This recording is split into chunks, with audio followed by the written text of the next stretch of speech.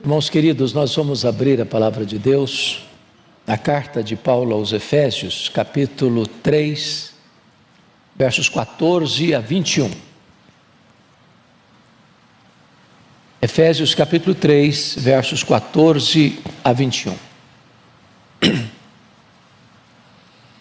O apóstolo Paulo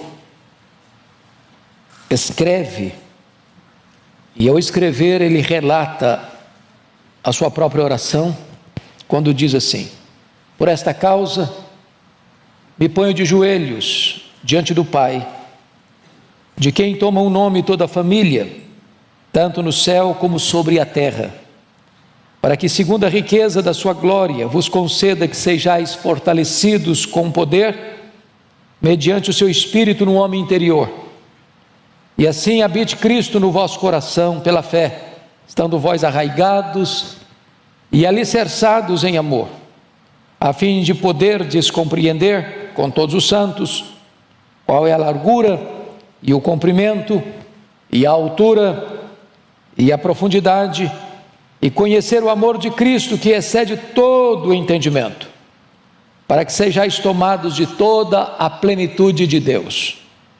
Ora, aquele que é poderoso para fazer infinitamente mais do que tudo quanto pedimos ou pensamos, conforme o seu poder que opera em nós, a Ele seja a glória na igreja e em Cristo Jesus, por todas as gerações, para todos sempre. Amém. Amém. Eu quero conversar com vocês hoje sobre o tema: a oração mais ousada da história. A oração mais ousada da história. Quando você lê o livro de Atos dos Apóstolos, 3 igrejas se destacam. Primeiro, a igreja de Jerusalém. Segundo, a igreja de Antioquia da Síria. Terceiro, a igreja de Éfeso. A igreja de Jerusalém foi a igreja mãe. A igreja de Antioquia foi a primeira igreja missionária, que levanta os olhos e quer cumprir a grande comissão até os confins da terra. A igreja de Éfeso suplanta as duas primeiras no que tange ao avanço missionário, porque foi ali que Paulo experimentou um grande reavivamento espiritual, a ponto de uma cidade sede do templo da deusa Diana e do culto ao imperador ser totalmente tomada pelo poder da palavra de Deus, a ponto da palavra de Deus prevalecer. Igreja que vai plantar igrejas em toda a província da Ásia Menor. Igreja que vai ser pastoreada depois de Paulo por Timóteo e mais tarde pelo apóstolo João.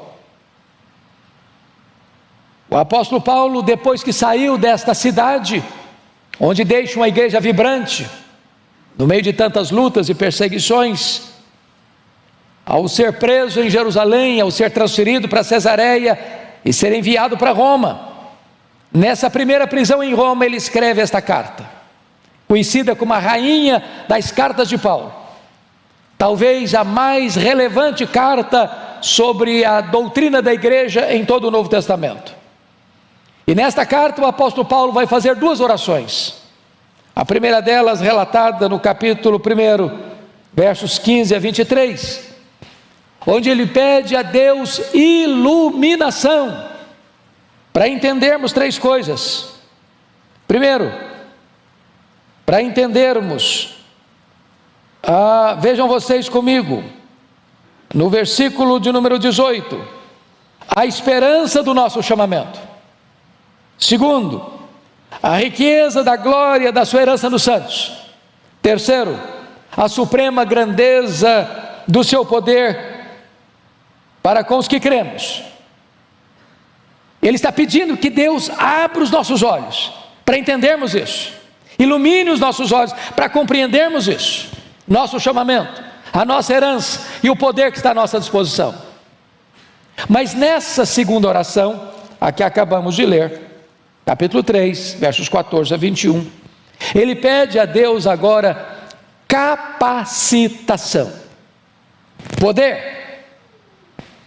E eu estou seguro disso, irmãos, o apóstolo Paulo aqui faz a oração mais ousada da história.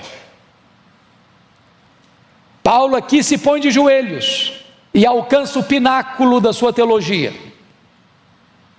Porque quanto mais você se prostra diante de Deus, mais alto você consegue ver as coisas espirituais. Alguém já disse com razão que um santo de joelhos enxerga mais longe do que um filósofo na ponta dos pés. Eu estou convencido disso.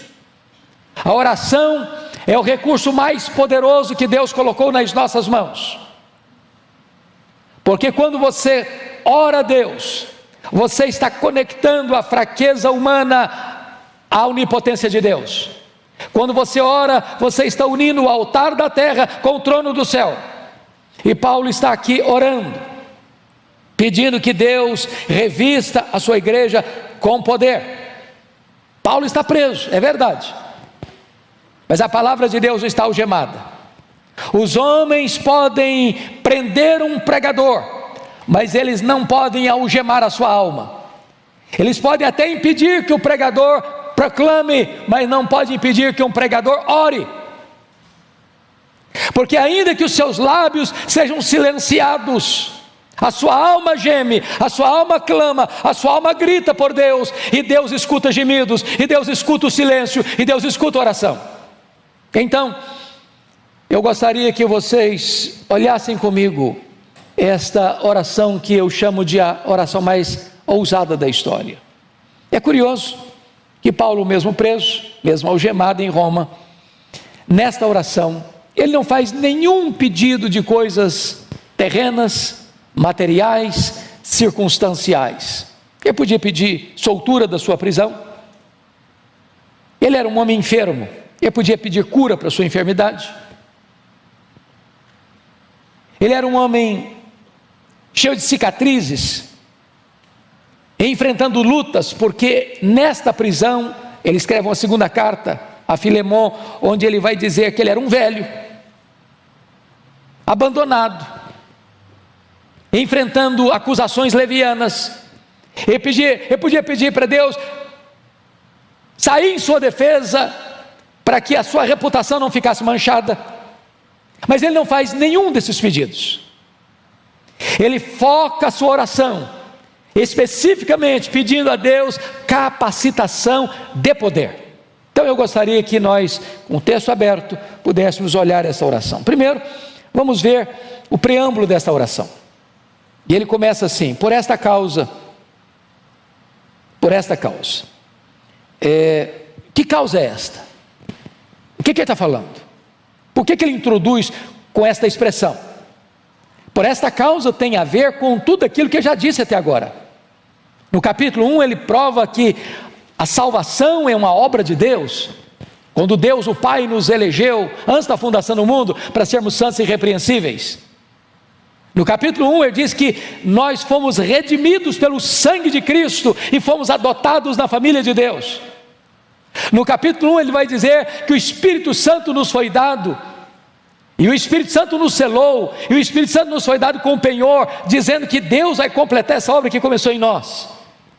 No capítulo 2 ele vai provar que essa redenção que Deus planejou na eternidade foi executada por Jesus Cristo no tempo.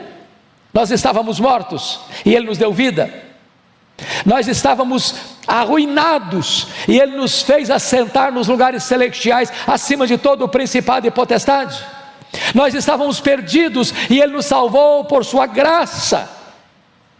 E Ele no capítulo 2 ainda mostra que judeus e gentios foram estreitados num só povo, numa só família, de tal maneira que o muro que separava foi quebrado, e agora somos uma só igreja, judeus e gentios servindo ao Deus vivo.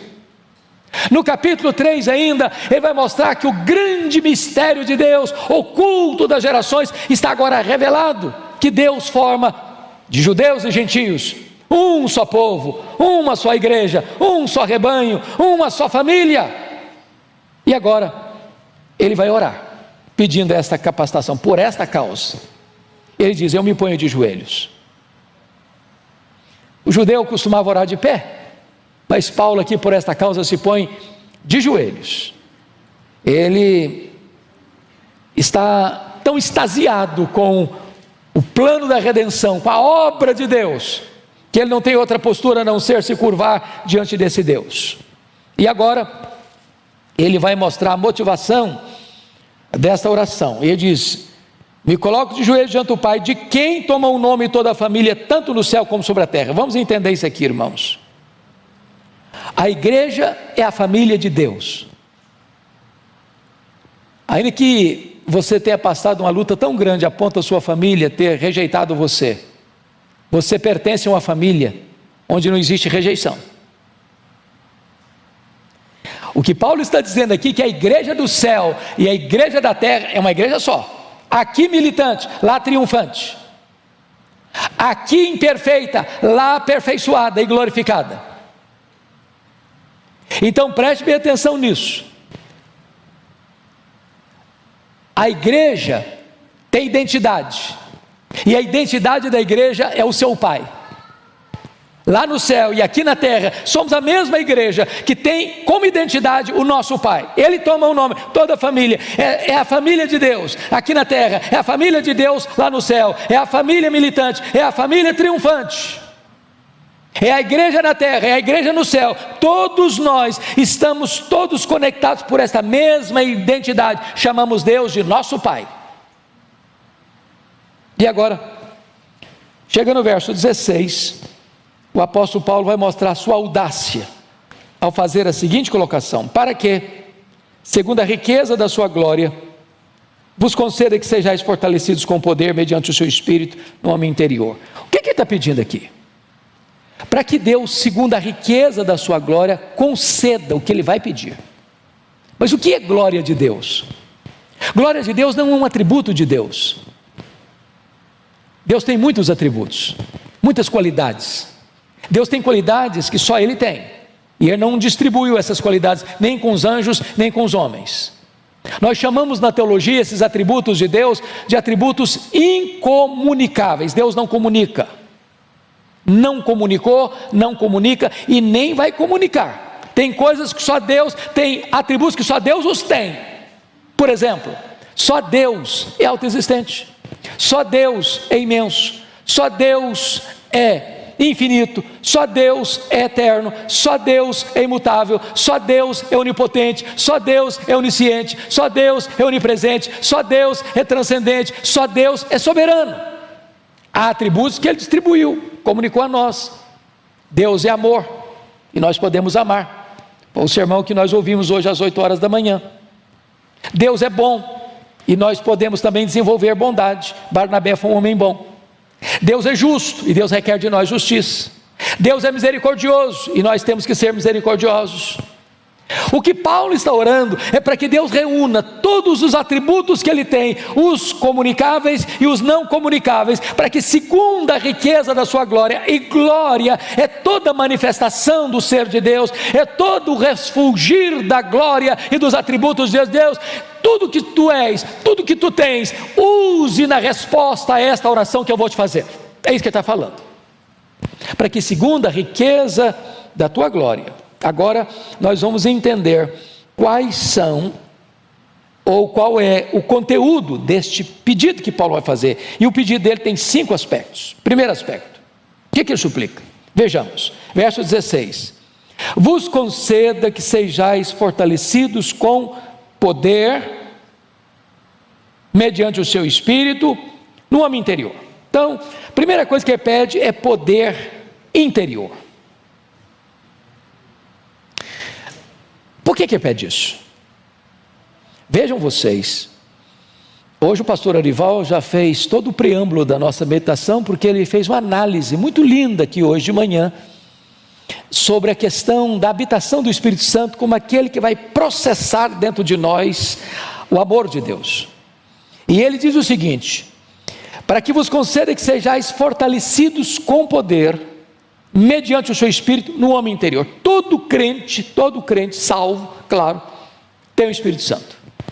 Tem o Espírito Santo residente.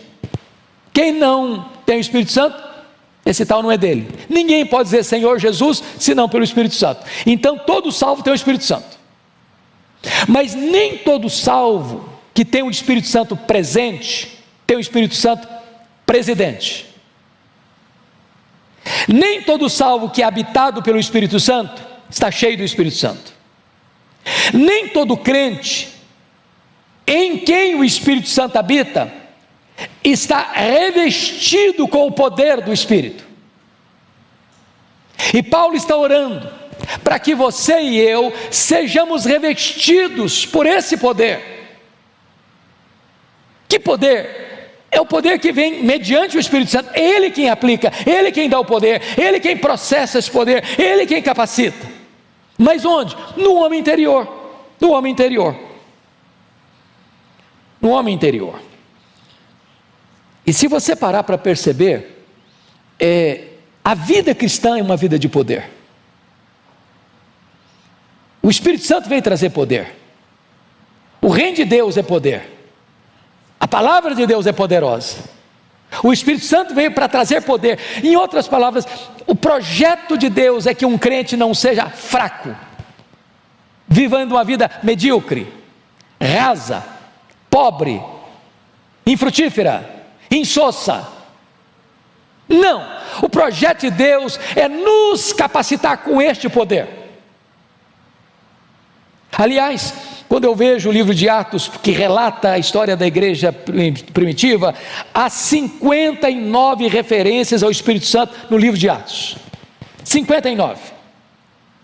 E boa parte dessas referências, irmãos, tem a ver com este projeto de Deus, você ser capacitado com poder, ser capacitado com poder, ser capacitado com poder, poder para viver uma vida de santidade, poder para obedecer, poder para glorificar a Deus, poder para honrar a Deus, poder para viver uma vida digna, poder para pregar a palavra, poder para vencer o diabo, para vencer o mundo, para vencer o pecado. Paulo está dizendo: Deus, eu preciso desse poder, derrama esse poder sobre a tua igreja. Mas ele vai explicar um pouco melhor como é que isso funciona. Olha vocês, no versículo 17, que ele diz assim: e assim habite Cristo no vosso coração pela fé. Eu quero chamar a sua atenção para esta expressão: e assim habite Cristo no vosso coração pela fé. Você precisa do poder do Espírito Santo agindo no seu homem interior, para que você compreenda a implicação de Cristo habitar no seu coração pela fé. Porque a palavra, o segredo está aqui na palavra habitar. Existem duas palavras na língua grega para habitar. A palavra primeira é a palavra paroikel, é habitar como estrangeiro, temporário. Você vai para um hotel, está fazendo uma viagem, a negócio, a lazer ou de férias, e você habita ali, uma noite, 2 noites, 3 pernoites. Mas ali não é a sua morada permanente. Você não vai ficar ali a vida toda. Você vai passar por ali, vai cumprir a sua agenda ali e volta para sua casa. Esse habitar temporário é paroikel. Não é a palavra que Paulo usou aqui. A palavra que Paulo usou aqui foi katoikel. E katoikel é habitar como residente. Por exemplo, se você perceber comigo, nas Escrituras, lá em Colossenses 2:9, está escrito: porque nele, em Cristo, habita corporalmente toda a plenitude da divindade. A palavra lá é paroikel, ou melhor, katoikel. Habitar, a divindade habita em Cristo sempre, sempre. Nunca houve um momento que ele disse: não, eu não sou Deus. Mesmo quando ele encarnou, ele continuou sendo Deus. Ele não deixou de lado a divindade quando se encarnou, e ele não deixou a humanidade quando ele voltou para o céu como Deus. A ideia aqui, irmãos, é esta: Cristo habita no seu coração como um viajante que fica num hotel, ou como um morador permanente. Quando você habita como dono da casa, você limpa a casa, você reforma a casa, Você muda os móveis da casa. Você faz como Neemias, pega os móveis de Tobias e joga fora. Você é o dono, você tem todas as chaves. Você tem o domínio, você tem o controle, você tem a posse, você tem o uso, você tem a autoridade. A grande pergunta que eu faço aos meus irmãos nesta manhã é essa: você já entregou todas as chaves da sua vida para Jesus? Existe alguma área da sua vida que ainda não está debaixo do governo de Jesus? Na sua vida pessoal, na sua vida sentimental, na sua vida sexual, na sua vida financeira, no seu relacionamento conjugal, no seu relacionamento com seus pais, no relacionamento com seus filhos. Você já colocou Jesus para comandar essa casa? Essa é a ideia. Preste bem atenção. Às vezes a gente pensa em poder como uma coisa etérea, ou pensa em poder como uma coisa assim, sobrenatural, ou um milagre que aconteceu, acabou de acontecer aqui, todo mundo está pasmo. Paulo está dizendo que esse revestimento de poder tem coisas práticas. É você entregar as chaves todas da sua casa, da sua vida, do seu coração, do seu casamento, da sua família, dos seus negócios, da sua empresa, do seu comércio, da sua vida de lazer, do seu descanso. Tudo isso você entrega a Jesus. Toma conta, é teu, fica aqui, mora aqui, o Senhor é o dono da casa, o Senhor faz o que o Senhor quiser da minha vida. É preciso ter poder para isso, irmãos, para que Jesus habite no nosso coração dessa maneira. Mas vamos avançar um pouco mais no pedido de Paulo, quando ele diz assim: assim habite Cristo no vosso coração pela fé, estando vós arraigados e alicerçados em amor. Bom, eu não combinei com o pastor Arival para pregar o que preguei, porque ele já tratou desse assunto hoje de manhã, sobre a questão do amor, mas aqui Paulo vai lançar duas metáforas sobre amor. Notem comigo: arraigados e alicerçados. A palavra arraigado vem de raiz, e a palavra alicerçado vem de alicerce. Então ele está usando uma figura da botânica, ele está usando uma figura da engenharia civil, ele está usando a figura de uma árvore, e ele está usando a figura de um prédio. Tanto uma árvore quanto um prédio precisa de quê? De estabilidade. O que dá estabilidade para uma árvore? Suas raízes. O que dá estabilidade para um prédio? Seu alicerce. Se uma árvore não tiver raiz, quando passa o vendaval, ela tomba. Se um prédio não tiver um alicerce saudável e bom, e se o engenheiro errou nos cálculos, quando vem um problema mais grave, o prédio entra em colapso. O que Paulo está dizendo? Como é que você sabe que Jesus habita no seu coração? Como é que você sabe que Jesus não é apenas um morador temporário, mas é o dono da casa? É se você ama. Mas como é que você sabe que você ama? É se quando vem os problemas da vida, você permanece de pé. Porque amar quem ama você, até o ateu consegue fazer isso. Ele não conhece a Deus, ele não respeita a Deus, ele não tem nenhum relacionamento com Deus. E um ateu ama seu pai, ama sua mãe, ama sua mulher, ama seus filhos, ama seu esposo, ama os bons vizinhos. Isso é natural. Agora, quando você enfrenta uma tempestade de assassinato de reputação, quando você enfrenta uma tempestade de críticas injustas e desairosas, quando você é vítima de uma orquestração para arruinar sua vida, seu trabalho, sua reputação, sua família, sua honra, quando esse vendaval passa pela vida como um tufão, e você está arraigado, e você é como um prédio plantado, bem plantado, você permanece firme, e ama até seus inimigos, e ora por eles, pagando o mal com o bem. Esta é a evidência de que Jesus tem as chaves, porque ele não pagou impropério com impropério, Os homens cuspiram no seu rosto, os homens esbordoaram a sua cabeça, os homens o pregaram naquela cruz, e ele lá do topo daquela cruz diz: Pai, perdoa-lhes, porque não sabem o que fazem. Nós não temos relacionamentos saudáveis, nem dentro de casa, nem fora de casa, a não ser que o Espírito Santo nos capacite para que Cristo tenha as chaves da nossa vida. Mas vamos um pouquinho mais, vamos um pouco mais.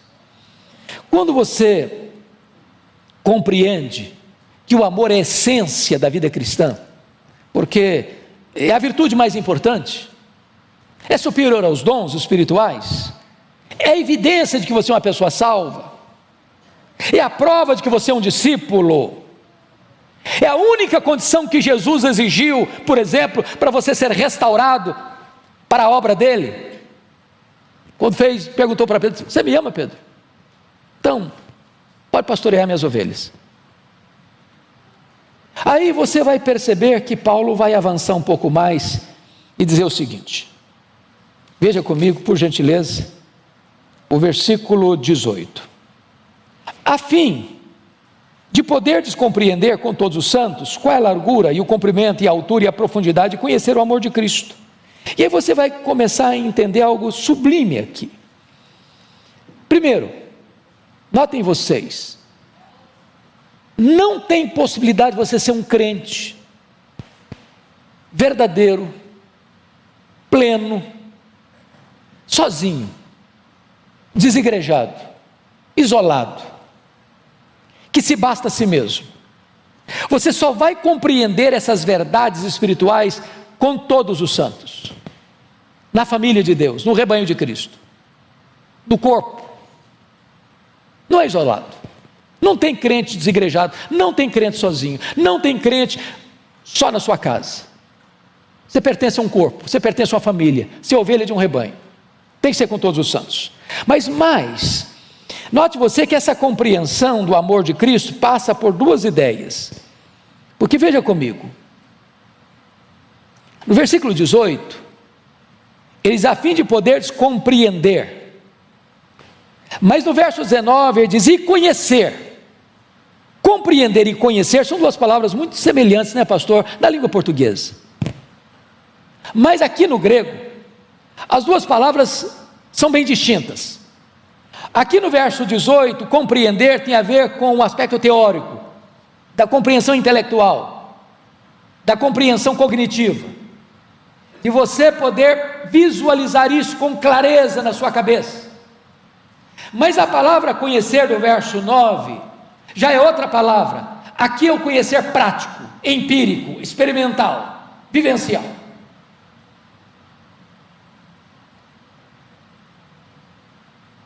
Você não conhece o amor de Cristo porque você lê um livro fenomenal, que tem todos os conceitos de que o amor de Cristo, entendi. Aí eu compreender, do verso 18. Mas esse conhecer o amor de Cristo, é algo que é aqui dentro, é da sua experiência, é aquela doçura que invade o seu coração, é aquele deleite que você encontra nele, é aquele prazer que você tem em estar na presença dele, é aquela relação de dois amigos que não querem separar-se um do outro. Você quer a presença dele, você anseia por ele, você o deseja mais do que ouro e do que prata, você quer estar na presença dele, conhecer ele mais e mais, e mais e mais, e mais e mais, e quanto mais você caminha com ele, como Enoque, mais você quer caminhar.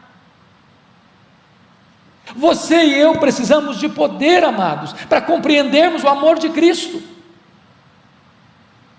Como Paulo chegou a dizer: o amor de Cristo me constrange.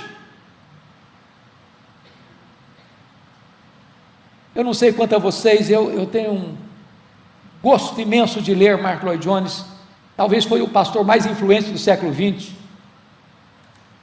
e aquele homem conseguiu alcançar para mim as profundezas da graça de Deus, ao expor as Escrituras, e ele disse o seguinte: se você entende, se você medita, se você compreende, se você conhece as profundezas do amor de Cristo por você, que sendo Deus não julgou como usurpação ser igual a Deus, Ele a si mesmo se esvaziou, Ele mesmo assumiu a forma de servo, Ele voluntariamente vai para a cruz, depois de ser cuspido e esbordoado, Ele voluntariamente vai para o cadafalso da ira de Deus, que devia cair sobre nós, e sorve gota a gota aquele cálice amargo da ira de Deus no nosso lugar. Se você entende a cruz, se você compreende a cruz, e você não se emociona, você não entendeu a cruz. Se isso não mexe com você, se isso não toca você, se isso não mexe com as suas entranhas, se isso não constrange você, você não entendeu o que Ele fez por você. Ele está orando para Deus dar essa capacitação para a igreja.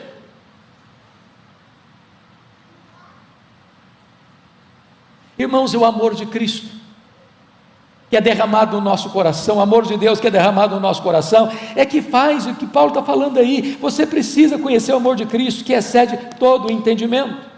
Só assim você vai entender a largura do amor de Deus, o comprimento do amor de Deus, a altura do amor de Deus, a profundidade do amor de Deus, os limites do amor de Deus, que abrange todos os homens, que abrange todos os tempos, que abrange o homem mais rico e o homem mais pobre, e que atinge o homem mais vil, jogado lá na sarjeta do pecado, e Deus o ama.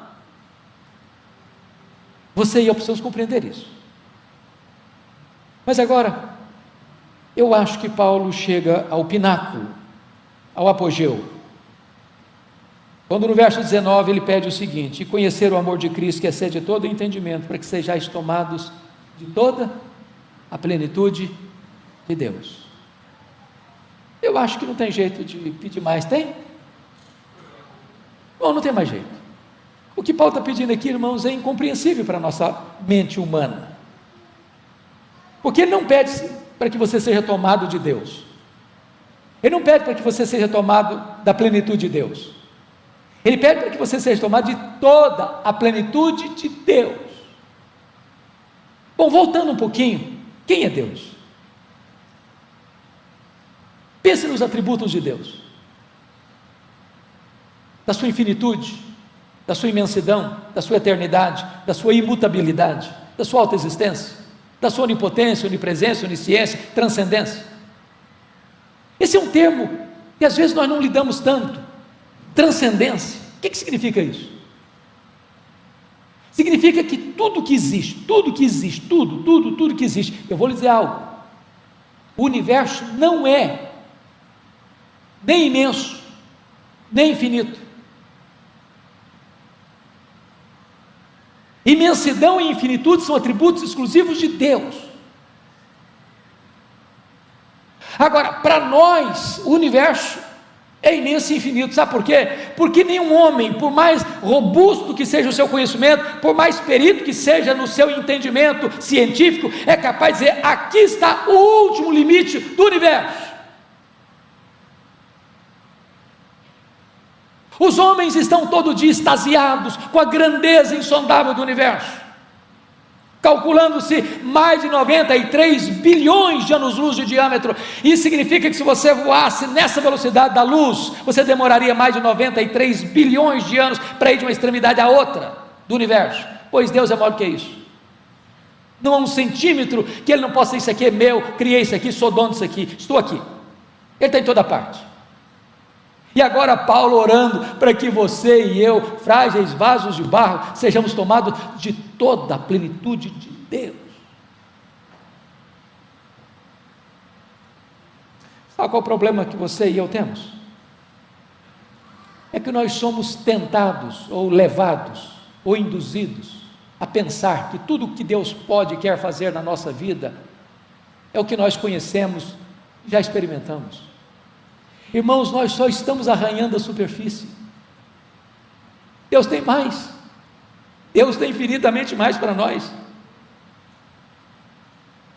Eu não sei se você tem esse hábito de ler a história dos heróis da fé, Parece-nos que quando você lê sobre a vida dos homens mais piedosos, foram os homens que mais choraram pelos seus pecados, pelas suas limitações. Estava lendo o pastor Orival a semana passada, um pouco do diário de David Brainerd. Foi um dos homens mais piedosos do século XVIII, e há um dia em que ele diz assim: oh meu Deus, tem misericórdia de mim, eu não suporto a vileza do meu coração. Quanto mais você conhece a Deus, mais você sabe que você tem muito mais para conhecer. Paulo está orando para que você e eu sejamos tomados de toda a plenitude de Deus, como se cada poro do nosso corpo, ou cada poro da nossa alma, exalasse Deus. Aí você pode dizer: bom, Paulo, mas eu acho que você estava velho, estava doente, preso, de repente você estava delirando um pouco, você foi um pouco exagerado, você foi hiperbólico demais. Aí ele diz no verso 20 algo espantoso, depois de fazer a oração mais audaciosa da história: ora, aquele que é poderoso para fazer não mais, não muito mais, mas infinitamente mais. Aí eu já não estou entendendo, confesso a vocês, porque eu não sei o que é infinitamente mais daquilo que é o mais exagerado possível. Eu não sei. Eu não sei se Deus atender o pedido do verso 19, eu ser tomado, você ser tomado de toda a plenitude de Deus, se pode acontecer mais alguma coisa ainda, se dá para esticar um pouco mais ainda. O que Paulo está dizendo é que não há limitação em Deus, não há. Se você pensa que você foi ao máximo, ainda tem mais terreno a conquistar, tem mais para ir, e tem mais para dar.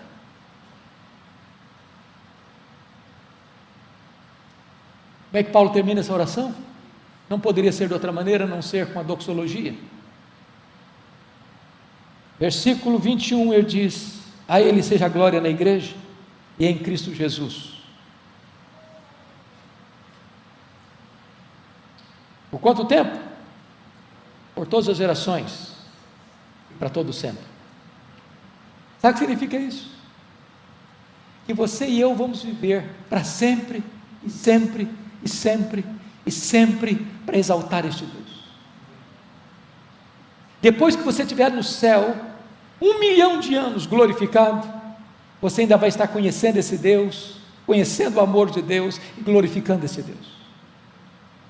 Depois que os séculos e os dos séculos e os séculos passarem, e milhões e bilhões de anos acontecerem, você ainda vai estar extasiado com esse Deus, glorificando esse Deus de todo o seu coração, por toda a eternidade, por toda a eternidade, por toda a eternidade.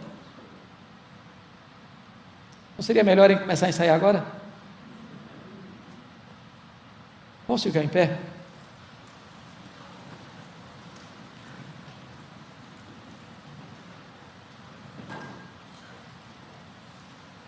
Esta glória vem sobre o corpo, esta glória vem sobre a cabeça, esta glória vem no tempo, esta glória vem na eternidade.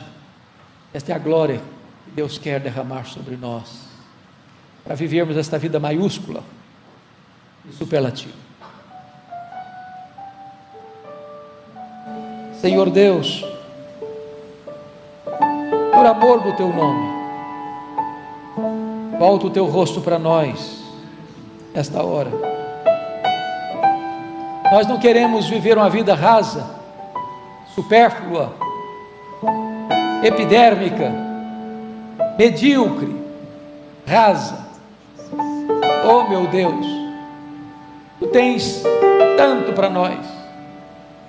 Não permita que vivamos na escassez, vivendo como mendigos espirituais, se os banquetes da graça estão fartos.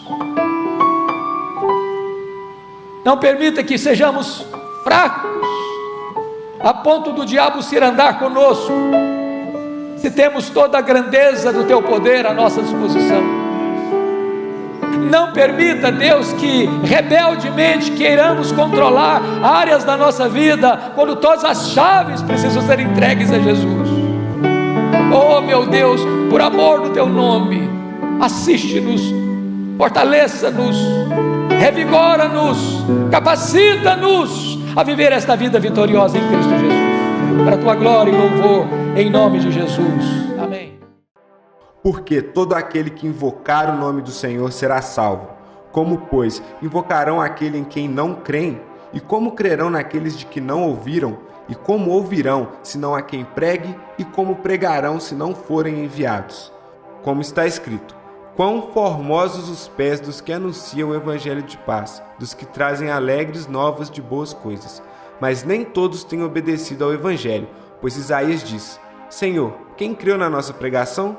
De sorte que a fé é pelo ouvir, e ouvir pela palavra de Deus. Romanos capítulo 10, versículo 13 ao 17.